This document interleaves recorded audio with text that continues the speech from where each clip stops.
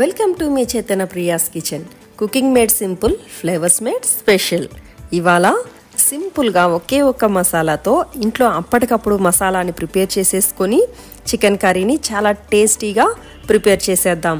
Thick gravy లాగా ఇది పూరీకి గారెలకి చాలా టేస్టీగా బాగుంటుంది. చికెన్ని ముందుగా సాల్ట్ అండ్ పసుపు వేసుకొని మ్యారినేట్ చేసుకోవాలి. మసాలాకి అల్లం వెల్లుల్లి, పచ్చిమిర్చి, మిరియాలు, కొద్దిగా ఉల్లిపాయ, హాఫ్ టమాటా, జీడిపప్పులు. గరం మసాలా ఫ్లేవర్ కోసం ఫ్రెష్గా కొద్దిగా ఇవి యాడ్ చేసుకుందాం. సోంపు, ఇలాచి, 2 లేదా 3 లవంగాలు, కొద్దిగా దాల్చిన చెక్క. మరి కాస్త ఫ్లేవర్ కావాలంటే రెగ్యులర్గా ఇంట్లో వేసుకునే గరం మసాలాని కొద్దిగా చివర్లో యాడ్ చేసుకుంటే కర్రీకి ఫ్లేవర్ చాలా బాగుంటుంది. ముందుగా స్టవ్ ఆన్ చేసి ఒక కడాయి పెట్టుకొని ఆయిల్ వేసుకోవాలి. ఆయిల్ హీట్ అయిన తర్వాత 1-2 అవర్స్ మనం ఫ్రిడ్జ్లో మ్యారినేట్ చేసి పెట్టుకున్న చికెన్ని వేసుకొని కుక్ చేసుకోవాలి. ఇలా మూత పెట్టి కుక్ చేసామంటే చికెన్లో వాటర్ అంతా వచ్చి పర్ఫెక్ట్గా కుక్ అవుతుంది. ఇలా కుక్ అయ్యేటప్పుడు ఆల్రెడీ సాల్ట్ అండ్ పసుపు వేసేసాం కాబట్టి కొద్దిగా కారం మాత్రం వేసి కుక్ చేసుకోవాలి. అందులోనే కాస్త కరివేపాకును కూడా వేసి మీడియం ఫ్లేమ్లో 10-15 నిమిషాలు ఇలా కుక్ చేసుకోవాలి. ఇందాక చూపించిన ఇంగ్రీడియంట్స్ అన్నీ ఇలా మెత్తటి పేస్ట్ లాగా రుబ్బుకొని మసాలాని ప్రిపేర్ చేసుకుందాం. ఇలా ప్రిపేర్ చేసిన మసాలాని డైరెక్ట్గా చికెన్లో వేయకుండా ఇలా సపరేట్గా కుక్ చేసి వేస్తున్నాం. ఇది చికెన్కి చాలా ఫ్లేవర్ చాలా డిఫరెంట్గా ఉంటుంది, సూపర్గా ఉంటుంది. ఇది ఇలా ఎప్పుడైనా గెస్ట్లు వస్తున్నప్పుడు, టైం లేనప్పుడు, 2-3 కర్రీస్కి ఏదైనా ఇలా నాన్ వెజ్ రెసిపీస్ కావాలంటే ముందుగా ఇలా మసాలాని ప్రిపేర్ చేసుకొని కుక్ చేసి పెట్టుకున్నామంటే ఇన్స్టెంట్గా అప్పటికప్పుడు చికెన్ ఆర్ మటన్ని కుక్ చేసేసుకోవచ్చు. మరో పాన్ పెట్టుకొని కాస్త ఆయిల్ వేసుకొని మెత్తగా రుబ్బి పెట్టుకున్న మసాలాని వేసి కుక్ చేసుకోవాలి.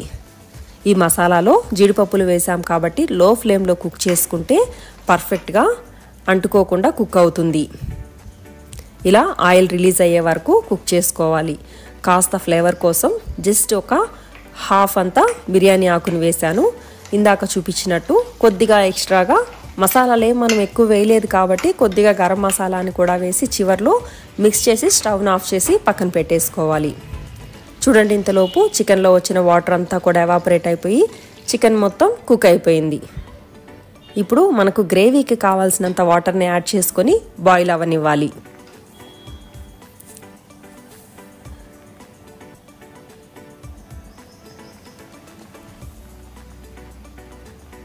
చూడండి, చికెన్ పీసెస్ చాలా సాఫ్ట్గా కుక్ అయిపోయాయి కదా. ఇప్పుడు ఇలా ఇందాక ఫ్రై చేసి పెట్టుకున్న మసాలాని కొద్దిగా మనకు కన్సిస్టెన్సీ ఎంత కావాలో చూసుకుంటూ మసాలాని యాడ్ చేసుకుందాం. ఇలా మసాలాని యాడ్ చేసుకొని చికెన్ పీసెస్కి మసాలా పట్టే వరకు పర్ఫెక్ట్గా మిక్స్ చేసుకొని 10 మినిట్స్ లో ఫ్లేమ్లో కుక్ చేసుకున్నామంటే చికెన్ కర్రీ చాలా బాగా కుదురుతుంది. టేస్ట్ కూడా చాలా బాగుంటుంది. ఇలా ట్రై చేయండి.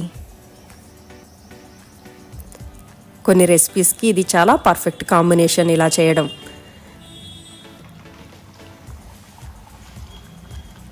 మనకు పూరీకి గారెలకి కావాల్సినంత కన్సిస్టెన్సీ చూసుకొని స్పైసెస్ అన్నీ చెక్ చేసేసుకొని కుక్ చేసేసుకొని ఆఫ్ చేసేయడమే.